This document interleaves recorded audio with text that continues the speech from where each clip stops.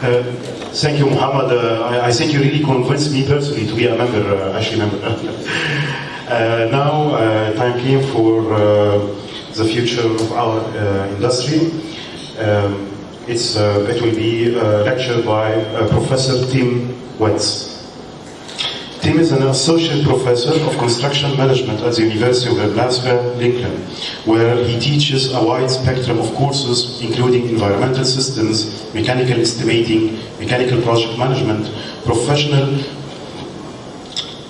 practice ethics, and senior capstone course. Tim's professional focus is in teaching and undergraduate education, where he has participated in numerous committees and in initiatives. He currently serves as an advanced team leader for the peer review of teaching program, a college representative on the Student Success Task Force, and is also currently chair of the College of Engineering Curriculum and Academic Standards Committee.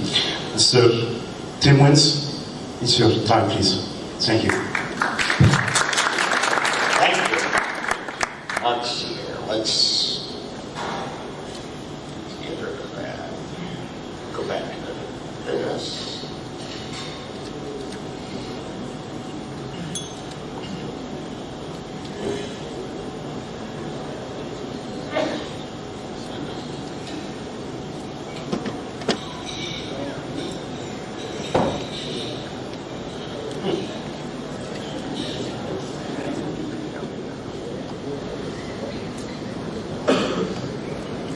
All right. Ready to have some fun? Yes, good. We're going to talk about the future. But before we talk about the future, I want to talk about the past. I want to talk about the past because I saw the pyramids today. They are awesome, right? Now, I'm going to talk about the past that isn't quite that far in the past. It's my past. Some of you will think I'm as old as the pyramids, but I'm really not. Now, I have a... Who knows what this is? Oh, it is a slide rule. This is my slide rule. When I was a freshman at the University of Nebraska, I was required to buy a slide rule. And this is how I did all my calculations. And students often ask me, why? Why would you do that? Why would you use a slide rule? The answer, hand calculators hadn't been invented yet.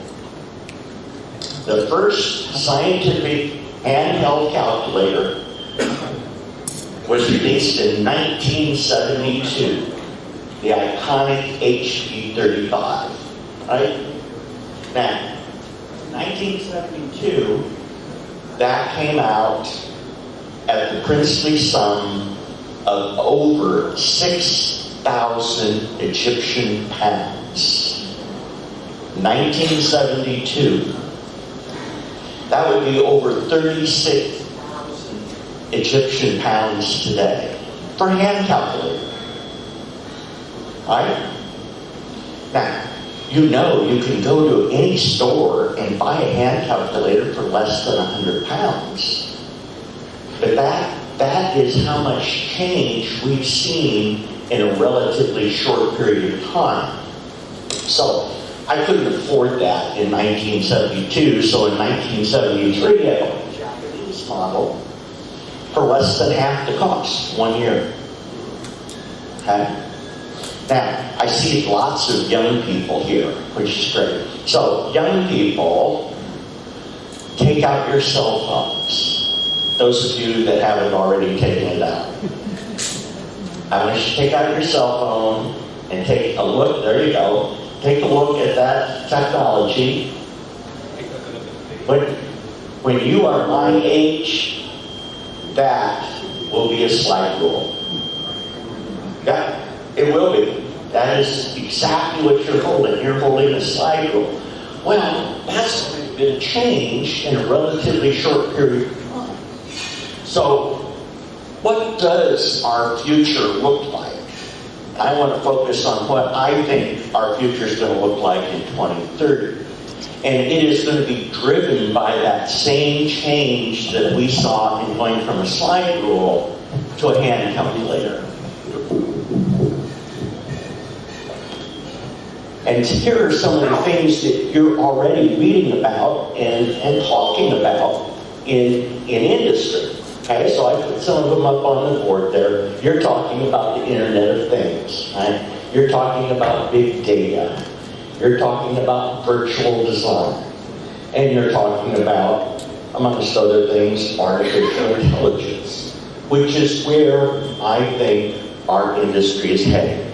Particularly you young folks, you're going to be working in a completely digital age, which I think is going to be good. Now, how many Star Trek fans we got there? Any? Am I the only one in the room? That, of course, is Data. That is Star Trek's version of artificial intelligence.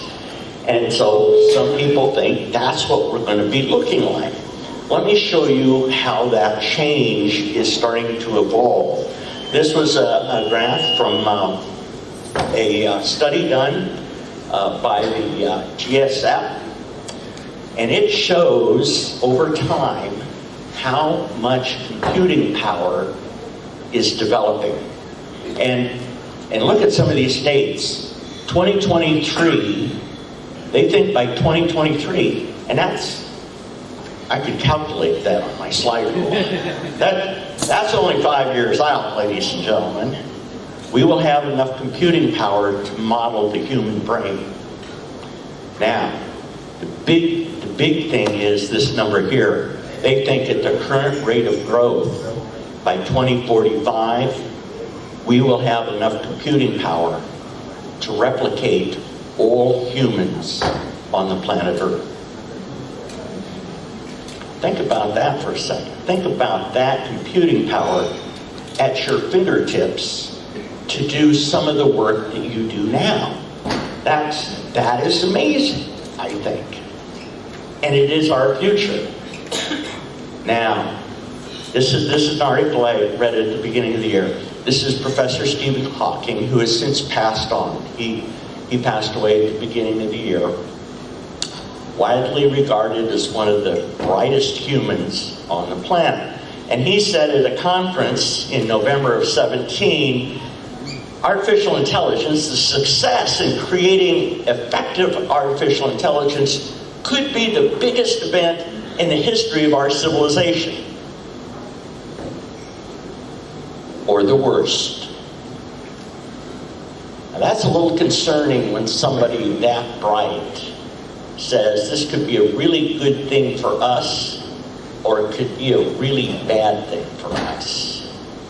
And I spent a lot of time thinking about that, and I can see some of the pros and cons to this. This is an article that came out in the United States. One of the problems in the United States is child abuse, okay? Missing children. We have in the United States over 8 million reports filed a year. That is a serious problem. It takes us about 30 days to process one report. Now, this organization has paired up with a software company, and that software company and this organization thinks that they can use artificial intelligence to gather all of the data around our entire country, including police reports and body cam film and Facebook posts and all sorts of other things, and they could file the report without any human beings involved in a matter of a few hours. So we can take a 30-day report and reduce it down to a few hours, which is obviously going to help those children. That is a tremendous thing for artificial intelligence to do. Here's another one that I read about recently, and it came from NASA. They have found a new exoplanet that's circling the sun so many light years from Earth, and this particular planet is called Kepler 9G, is just the right size, just the right distance, from just the right star they've assigned it its highest probability of having life outside of Earth. And you're probably sitting there going, well, that's old news. We read that every day in the paper. Well, I read to the end of the article. It was not a human being that found that planet. It was artificial intelligence. And in point of fact, NASA said most planets outside of Earth are now found by artificial intelligence. They're not found by human beings anymore. And doesn't that make sense? I mean, it takes a tremendous amount of data to find those exoplanets, and that's something that artificial intelligence does really well. So you can see some of the good things, and you're probably thinking right now, you know, if I had artificial intelligence inside my firm, think of all the things that I could do for my clients. Quicker, faster, better. But there is a downside too. I'm gonna test us older guys. Who knows what that is? Yeah, that's HAL. From 2001, A Space Odyssey, 1968. Great movie. Haven't seen it. Download it. It's marvelous. It has artificial intelligence in it. And I saw the movie not long ago, and I was surprised. Actually, I was shocked at how accurately it depicted artificial intelligence in 1968. Now, there's a line in the movie where HAL, and that's the interface to HAL, said a HAL 9000 platform has never been known to make a mistake. And HAL said that right after he killed off most of the crew. Okay? So, there's an example of artificial intelligence evolving in a very negative way. Now, that's in my age. You younger folks have your own version of HAL. And what movie did Skynet come from? Yes, that's right, Terminator. Now, I read an article about this. It was fascinating. The author said, Skynet exists today in Egypt, but you don't call it Skynet. You call it Google. Well, I thought, that's an interesting concept, right? We already have this giant eye watching us like Skynet, and we seem very comfortable with it, right? We all ask Dr. Google when we're confused, right? It's one of the things that we do. So you can see the downside of technology and some of the things that it might do. So, you know, how are these resources, how are we going to use these resources? And it drove me, that's an analogy, it drove me to thinking about one of the principles of engineering. This is one of my favorite symbols. This is how the Chinese write the word crisis. And that's something we face every day in our work, right? They take the pictogram for danger and they link it to the pictogram for opportunity, and that's a crisis. And that's what we do in our industry. We face crises every day. It is danger linking opportunity. The secret to success in our industry, in my mind, is to focus on the opportunity. So yes, there is some real danger in the technology that we're developing right now, but I think there's a lot of opportunity, and I think that's what we should focus on. I think we should also focus on the core values of our industry. And one of those core values is the fact that this is a people-based industry. It has always been a people-based industry.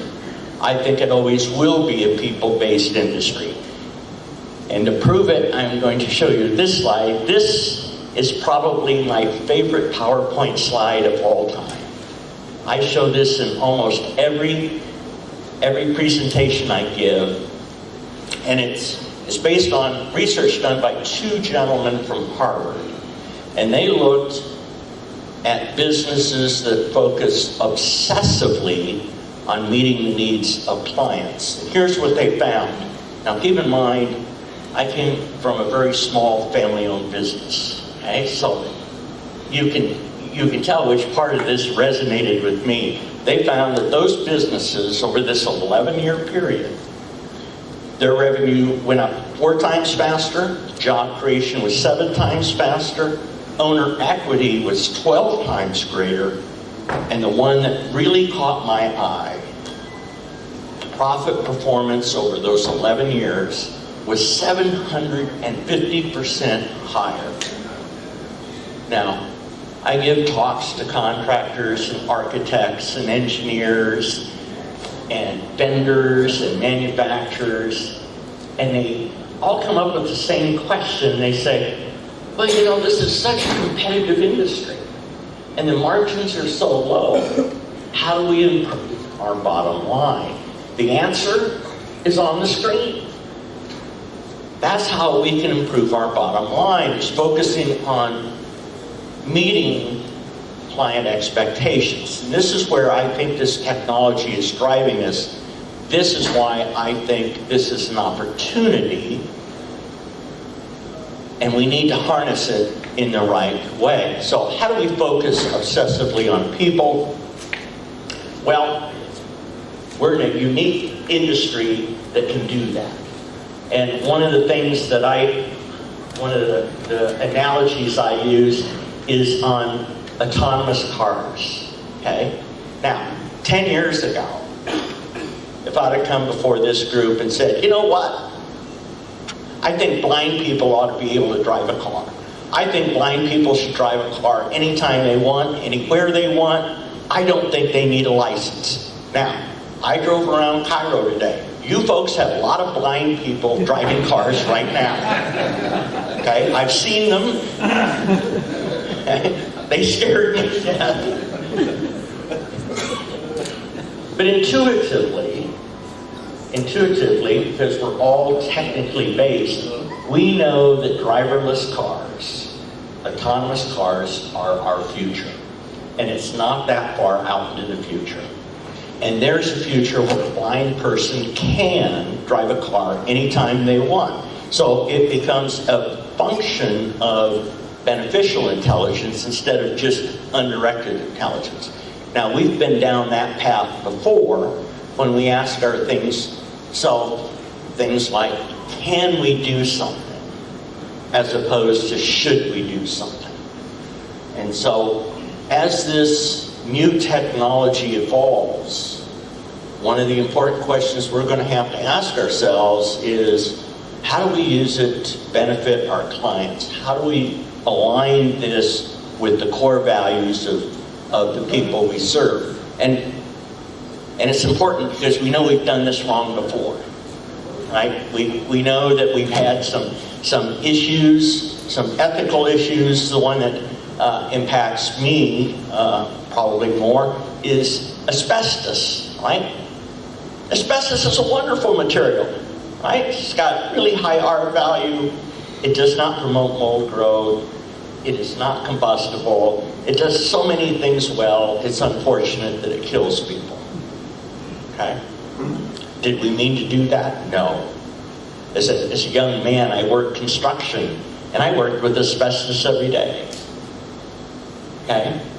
That's unfortunate, but back then we didn't know the downside of that material. So we have to focus on serving our clients. We have to make sure that we're not doing harm as we harvest this new technology going forward. And that's one of the things ASHRAE can help us do, is help us focus on serving humanity, because that's a part of our core values. So, what does our future really look like? Okay, so I'm kind of giving you an overview of some of the issues, pros and cons. I think we're going into a digital age. I think we're going into digital design. What does that mean? And even better yet, what is ASHRAE doing to help you get ready for that new future? So, my opinion is that we are going into a new golden age of engineering and construction.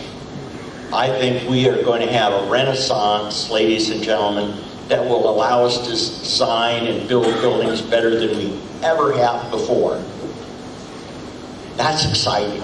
It's one of the reasons I'm so excited about our industry, because I'm convinced we are on the cusp of that golden age. Here's the 3 steps that I think our industry is going to go through. Technology is going to drive integrated design, and integrated design is going to drive our push towards building performance. Right now, today, most of our design and construction practices are based on a prescriptive basis. That is to say, we'll open up a natural standard, we'll find a table, we'll put a finger down, there's the answer. I think that's going to go away, particularly for you younger folks. I think the design and construction of the future is we will have a metric that we are aiming for, a performance level that will be expected, and that's how we're going to meet our client expectations, is by having buildings that perform to a certain level, much in the same manner that my colleague David mentioned earlier. So, what does that technology look like? We're seeing some of it now. We have BIM. How many people here are using BIM or Rivet or one of the modeling? I see quite a few hands going up. That is going to change dramatically. We're starting to see some of that change now. We're already talking about 5D, right? X dimension, Y dimension, Z dimension, cost and time. They're starting to work on 9D, 10D, BIM, that includes everything from facility management, lean construction, another term you hear about, energy management, building benchmarking. All of those will be layers within BIM, which I think is a good thing. I think that's going to help us serve our clients. We're going to couple that with augmented reality or virtual reality, and we're starting to see this now. I saw a backhoe not too long ago that had a BIM-infused screen, and so the operator didn't need plans and specs. He just projected the project on his screen, and his screen projected it on the ground, and that's how he operated the backhoe. It was all digital. And I thought, wow, that's faster, safer, more accurate, better serve our clients. Saw this recently. Anybody want to take a stab in the dark as to what that is?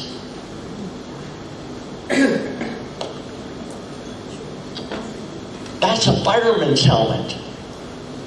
That's a fireman's helmet with BIM-infused visors so that the fireman can go into a burning building filled with smoke and still see the walls and the floor, light fixtures, everything in the building.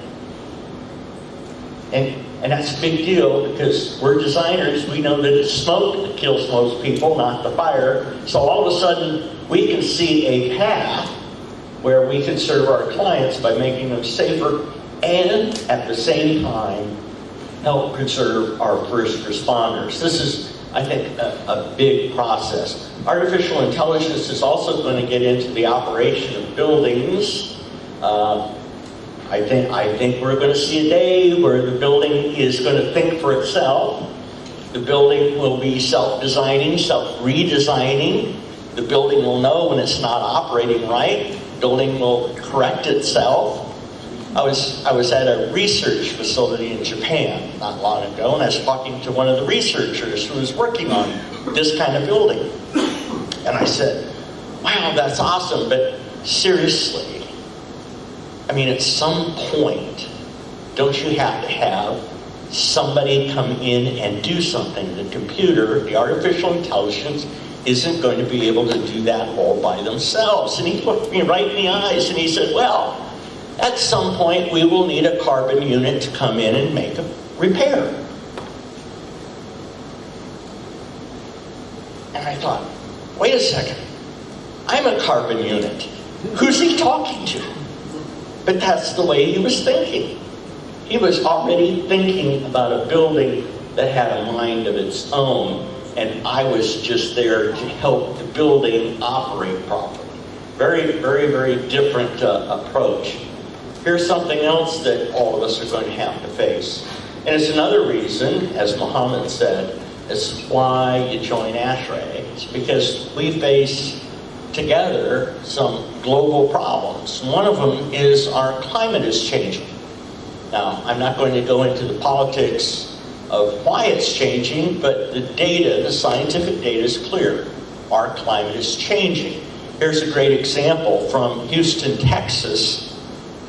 We had Hurricane Harvey hit Houston, Texas, and now gather this. Hurricane Harvey dropped 102 trillion liters of water on that city in 6 days. 102 trillion liters. I can't even imagine what that number looks like.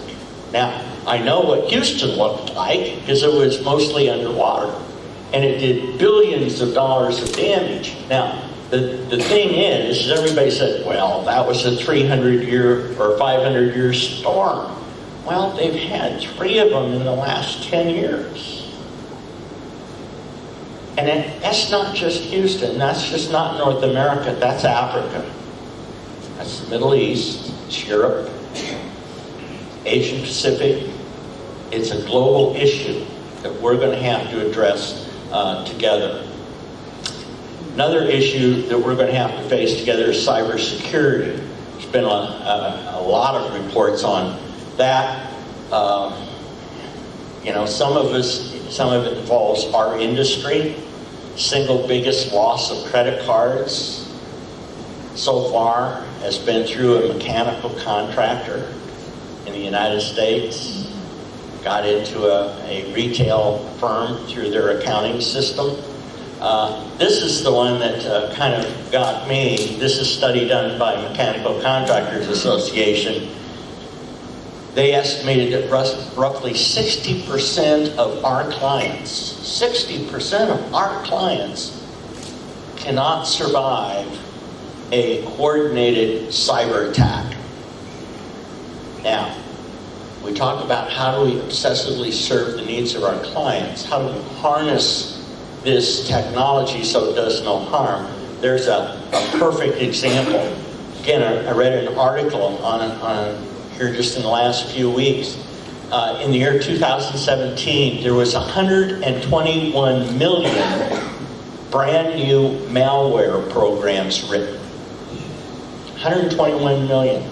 It's about 22 a minute.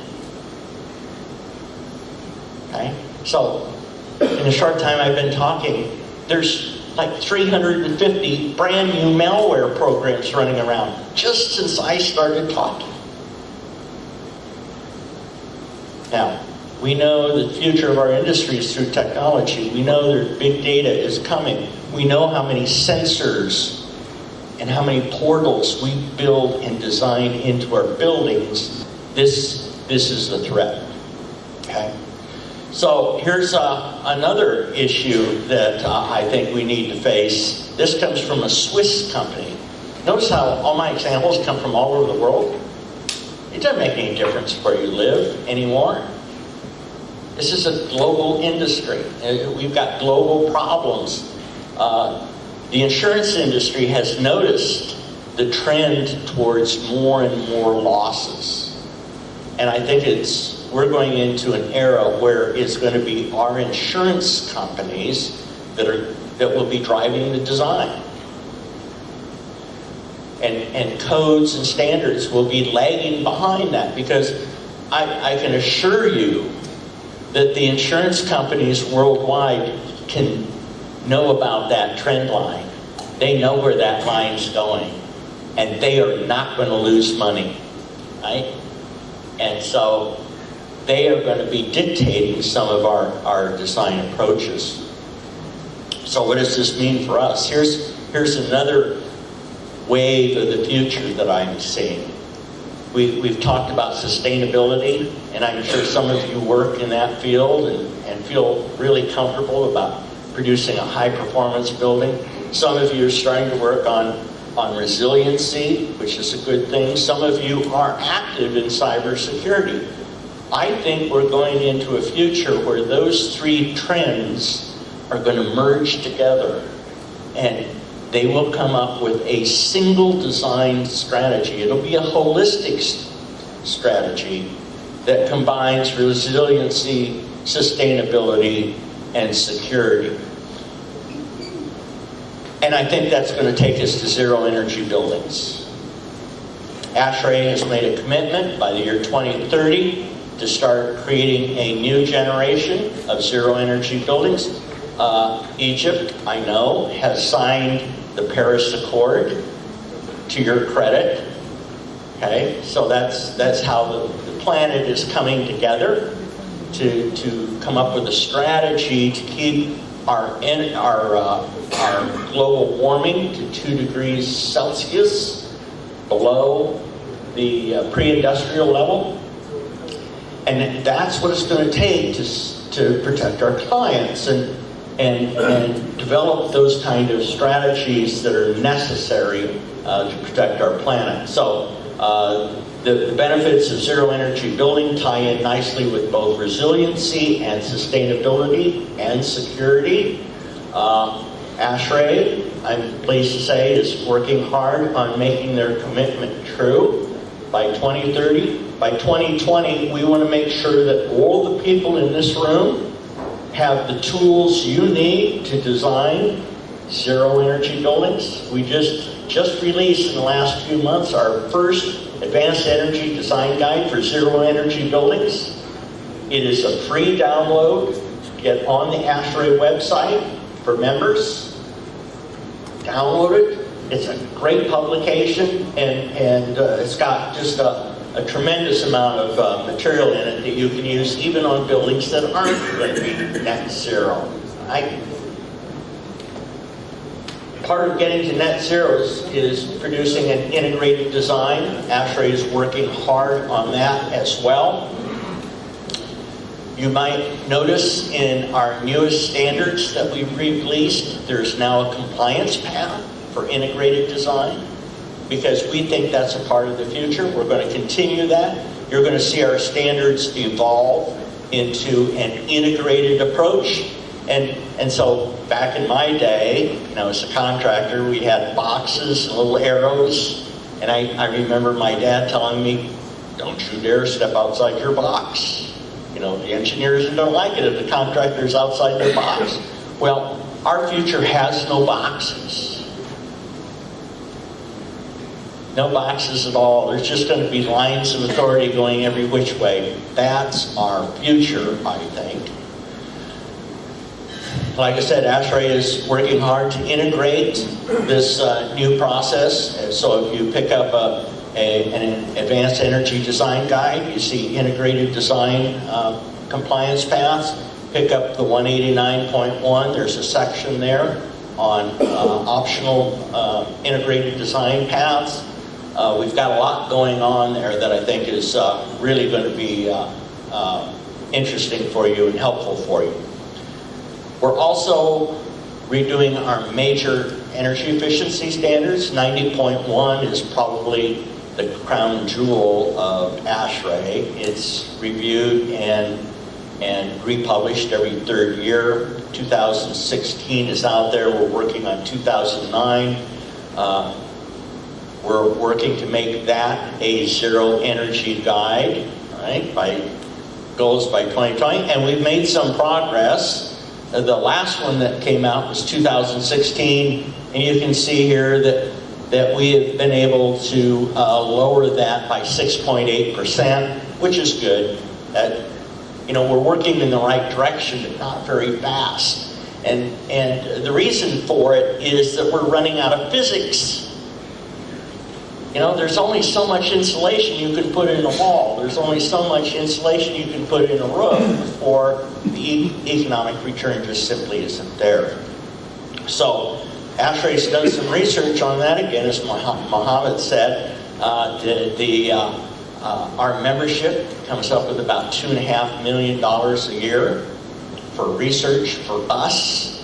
ASHRAE matches it, so we do about $5 million US a year on things that really matter.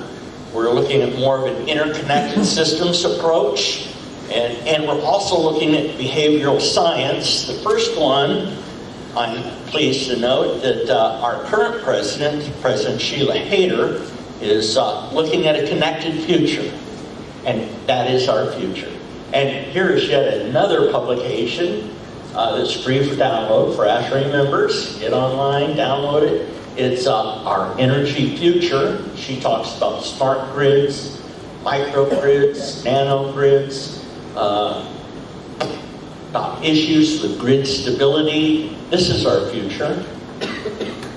And again, we're working hard to make sure that you are prepared for that kind of future. We've got some other work going on too. Our president-elect is here at this. He's been here the last 2 or 3 days. He's been working with APA, which is a facility management group, to create a living lab. CIBC, we've got a publication coming out with them on cybersecurity. And so we are working on exactly these issues that are causing a problem. Again, it's free download, get online. It's, as you can see, it's a real short read, but it's really helpful. And then I want to end up talking about human behavior, because we think that's a really untapped resource for us as we go into this new connected future. We have a researcher, it's part of what we said, this gentleman from China, did some research, and he believes that we can reduce the energy use of a building 10 to 20% by focusing on human behavior. Well, I just got done telling you that we worked 3 years on ASHRAE 90.1 and only got it down 6.8%. So here comes one of our researchers with our money and saying, hey guys, you can triple your impact by just focusing on how people behave. And so we're doing that. I like the example of a tip jar. I was reading some research on tip jars, and this researcher said, you know, for those of you that use tip jars, and my students do that kind of thing. They work in restaurants and places where they have tip jar. If you have a transparent tip jar and you spike it, or you put in some coins and you put in some bills in this transparent jar and label as tips, your tip revenue will go up. Why? Because of human behavior. All human beings are wired to travel in herds, because since our prehistory, we've always been in a tribe. We've been in a group. That's how we are. That's how our brains are wired. Now the good news here, it doesn't make any difference who you are or where you're from. Your brain is wired to travel in herds. So this works in Argentina. It works in North America. It works in China. It works in Egypt. That's good news for us, right? So we are herders. And so ASHRAE has been working on that. Here's a picture of me that shows graphically, I still don't know how to dress myself appropriately, but it does show herding, right? I went to an ASHRAE event. Everybody, the herd, all wore black and red check shirts. I didn't feel like I was a part of the herd. I felt like I was an outlier, right? Now, how can ASHRAE use that? ASHRAE is using that. We're using it in our BEQ, our Building Energy Quotient. It's a building benchmarking, a rating system, specifically for energy. So you have a herd, and you have outliers. And if you're an outlier, you have this inner drive to move towards the herd simply because you're a human being. And that's why these kinds of programs work. So, that's kind of a broad view of how I think our industry is going to approach some of these things. It's going to be a new world, ladies and gentlemen. High on technology, it's going to be virtual, it's going to be connected, and it's going to be focusing on human beings, which is one of the core values of our industry. The greatest risk we face are resistance to change. And we've got a lot of change coming up. We all know that change is coming down, just like my slide rule. We know it's coming, but we can do this, right? We can do it. Thank you for your attention. Thanks for the warm reception.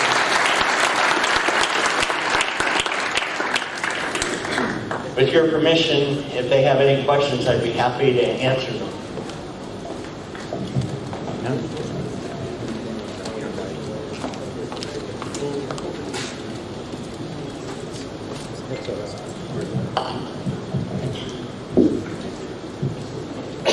My name is Ahmed Farad. I want to ask about the future of the geothermal energy. Why it is not so popular? Why is it not popular? Talking about the Geothermal energy. Oh, geothermal research. Yeah. There's a big debate about geothermal, and generally it's the debate exists between the solar folks, the wind folks, and the geothermal. I think all have their place. I think what we're seeing right now is each of those groups kind of trying to stake out their territory. When in point of fact, there shouldn't be any territory there at all. I mean, they all work. They all have, it's project specific. Okay, so some clients really need geothermal, some really don't. It depends on a lot of different factors, not the least of which is the climate and the conditions in that particular locality. Which kind of brings me to another point. You'll see this in ASHRAE standards and handbooks. We're going to start doing more differentiation between climate zones and cultures to try and make sure that our products are the best possible fit for that culture or for that climate zone. So that's what I think we're seeing.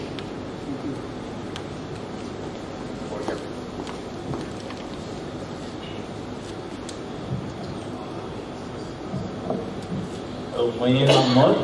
I want to ask about the net zero energy buildings.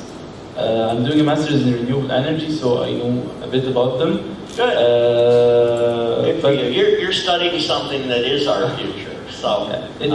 But from what I read, it's not very efficient. Like it causes problem to the grid itself. So because the time that generates the most electricity. Also, the renewable energy facilities in the country itself is generating the most energy from the renewable sources.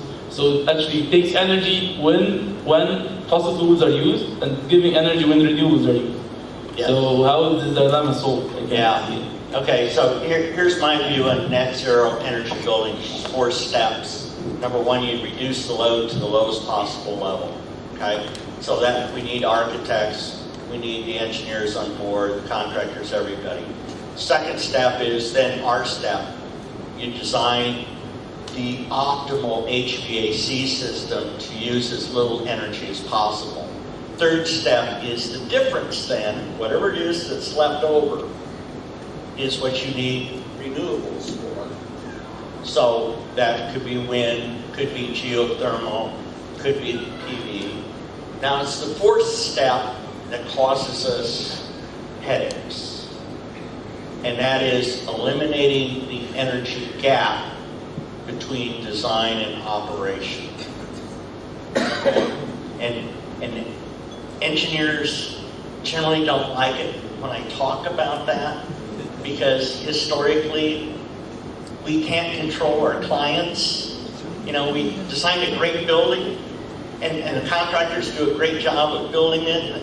The manufacturers do a wonderful job of building the equipment, but then we give the keys to the owner and say, there, operate it as a zero energy building. And perhaps they're tied to an energy grid that is not optimal. Okay, so now we're talking about resiliency, because a net zero energy building, in my mind, is a very resilient building, because it isn't dependent upon a grid that can get unstable to some situation, man-made or otherwise. And so zero energy buildings, I think, have great potential, but we've got that piece in there on operation and the difference, I call it the energy gap between operating and design. And I think that's kind of where your question was aimed. My question was about the renewable energy produced by the building itself. The energy produced by? The renewable energy produced by the Oh, building itself? Yes. Will be at the same time that the renewable energy of the grid will be. Yeah, okay. So here's the issue with that. Okay, so you got PVs. PVs work great when the sun's up, right? Don't work as well when the sun is down. So what's the secret to success there? I think we're on the cusp of some amazing changes in battery storage. I think, quite frankly, electric cars and self-driving cars will be a part of that solution because they can act as batteries. Getting back to geothermal, I've seen some geothermal design that acted like a battery. I've seen grid design that acted like a battery. I mean, we don't have the technology to do that right now, okay? So your statement is correct today. 2030, I think, is going to be a much different world, okay? Any more questions? Yeah.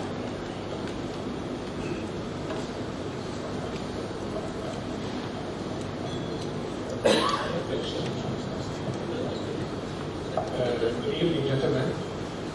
Thank you for Cairo chapter, Pyramid chapter, US, Ashley. Thank you very much for these efforts we have seen for 2 days. Now I have a question. Is an idea more than it's a question. Oh, even better. Now, Ashley in the book of HVAC operation for all sides of the check. Yeah. Now for the HVAC manufacturing. Yes. What I want to say now is we need to build up in association with Pyramid chapter, Cairo chapter, US chapter, Ashley, Yes. is to build up a lab. This lab is to certify the local products because we have a leak of this side of the HVAC operation. Hardly we get approved of our products because of the leak of the certificates. So I'm thinking, or I'm looking forward to build up locally a lab to test the product like these air outlets, which are hardly to get approved locally by the consultants. Yeah. So maybe with these little certificates is easy to be approved. And from myself and from my side, I'm saying I can get for this lab about 250 square meters in my factory to build up such lab. This is not a question, it's an idea. You need to think about it, and you are here, gentlemen, to get a result later on. Yeah. Thank you very much. I agree with your thinking. That's really insightful. And actually, it is actually working on some initiatives with our counterparts in Europe and particularly in Europe on certification and standards. Australia is another one. One of the complaints I get all the time from manufacturers around the world is, gee, everything's so fragmented. You know, how are we supposed to build something if Europe's got one standard, North America's got another standard, Africa's got this standard, Africa's got this standard? why can't we all get together and figure something out? And it's a really good point. You've made an excellent point. That is going to take some work, but we are working to try and get some consistency with those efforts.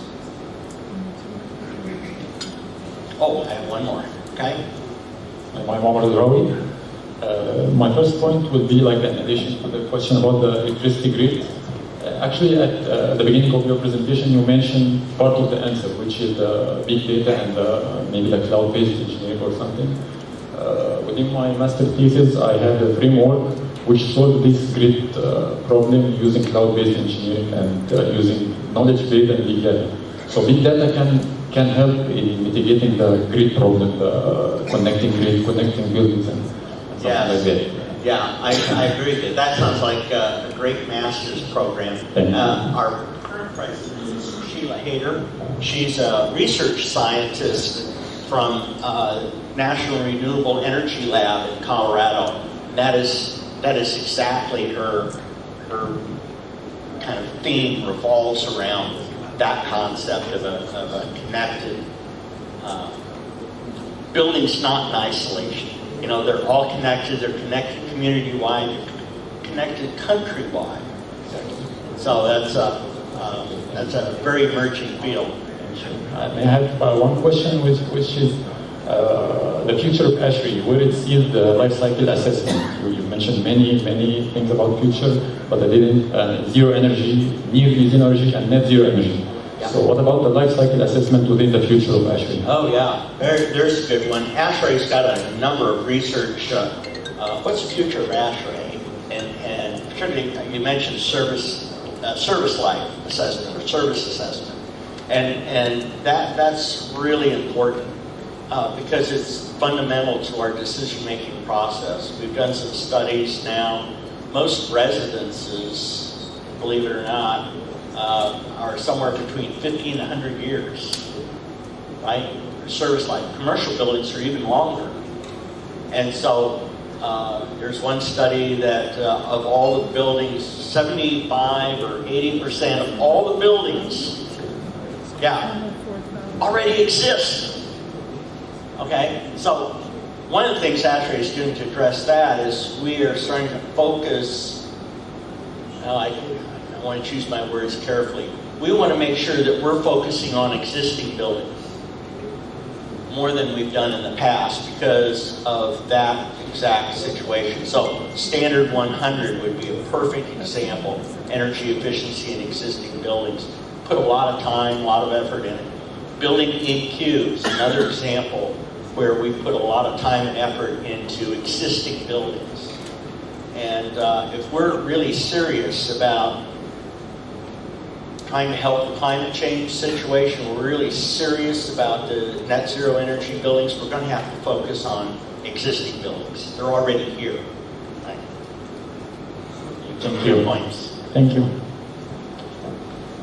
Any more questions? Thank you, one and all. You've been a great audience. Thank you very much for this very interesting presentation. At the end, to thank Mr. Professor Tim and Mr. David Underwood, I would like to ask Pyramid Chapter Board members to join us here on stage. And Mr. David and Professor Tim, please, you can join us for just a group picture and to thank you for this